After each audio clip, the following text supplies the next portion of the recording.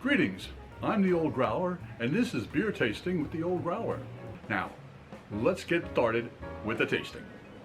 All right, what do we have today? The beer of the day is a Randolph. It's called a side hustle. And they, unfortunately, the fellow who poured the crowler for me simply put down pale ale.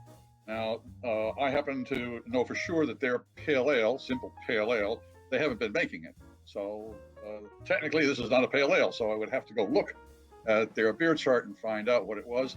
And I came up with, as the receipt says, a Randolph side hustle. So it's a side hustle pale ale. On the can, of course, since it's a crowler and it is poured and canned right at the brewery, it's a handheld, it's a hand operation. You have the empty can, you go to the tap, you fill it up, you slide a top onto it, you have a compressor that seals it, and that's how a crowler works. So you don't get to put too much information on it because all the crowlers are all the same for all the beers. Isn't that interesting? All right, well, so we don't have much to read off of here, so I went and did a cheat sheet. The cheat sheet tells me that the Randolph Side Hustle is an IPA, or as they call it, a session India session ale. Believe me, later on we're going to talk about styles of beers. I'll explain it to you then. All right. The interesting thing on this one, though, is that it says it's 4.7% alcohol by volume. Now, that's a session beer. However, it says no IBUs, no international bittering units. That's impossible. A beer has to have international bittering units. So where that information came from, I have no idea, and we'll be finding out. Now, it says brewed with English two-row and a hint of wheat to round out its body. The beer brings lemon zest and stone fruit to the nose and a bitter bite and clean finish that leaves you wanting another pint. Well, if it has a bitter bite, how can it have no international bittering units? We're going to find out, aren't we? Okay, and let's see. The rest of it is a nose. It says the fruit, it has stone fruit to the nose. Well, nose is a term used to describe aroma. Instead of saying it has a stone fruit aroma, well, a nose. Technical term, jargon, and everybody loves to use it in brewing, believe you me. All right, we're going to crack this open. What am I expecting? I have no idea what to expect, except it's a pale ale. It should be about that color, but not hazy. Please, don't make it hazy. No, please. Okay. English two-row and a hint of wheat. The wheat doesn't change the color. It changes the flavor a little bit. And as far as the lemon zest and the stone fruit, that has to do with the hops that are used. And again, it doesn't tell me what type of hops. It doesn't tell me what type of bittering units it is.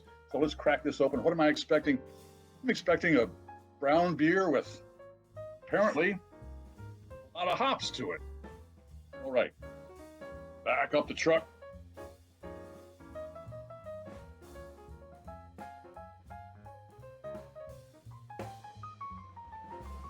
Why do I use a wine glass? Because I use a wine glass for all of the beers. Why do I use a wine glass for all of the beers? That way, this type of a glass you would use for an ale because it has a wide open mouth and the ale aromas can come out, and I'll explain why an ale is different than a lager. But anyways, we have a nice clear beer here. Okay, 1 point going for it. It looks like a pale ale. It does have some hop aroma to it. Now, when I say hops, it means a flowery type. If you go into a florist shop, that is the type of, when you can go into a florist shop, that's the type of aroma that this is giving off right now. The type of nose.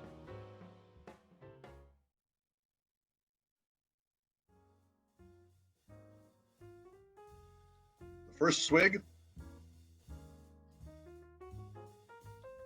There is a spike of flavor, which is the hop part of it. However, it's not kicking me in the teeth, so it's not aggressive. And by aggressive, I mean heavy hop. However, there is definitely a citric undertone to it, which is with a pale ale is a little offsetting.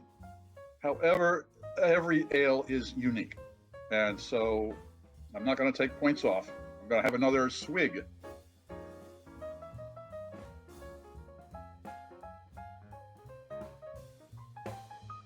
There, the malt is starting to come through a little bit more.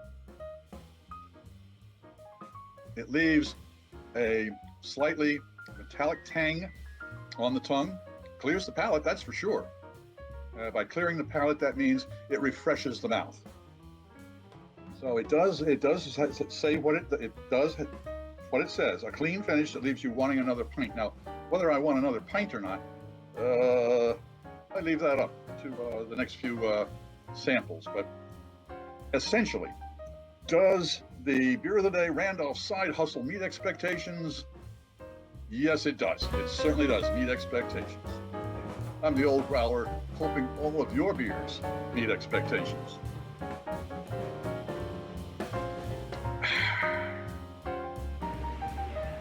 Thanks for watching. I hope you enjoyed this as much as I did doing the tasting. If you like it, please give us a thumbs up. Even better, subscribe and click on the bell icon and you won't miss a single issue of the Old Growler.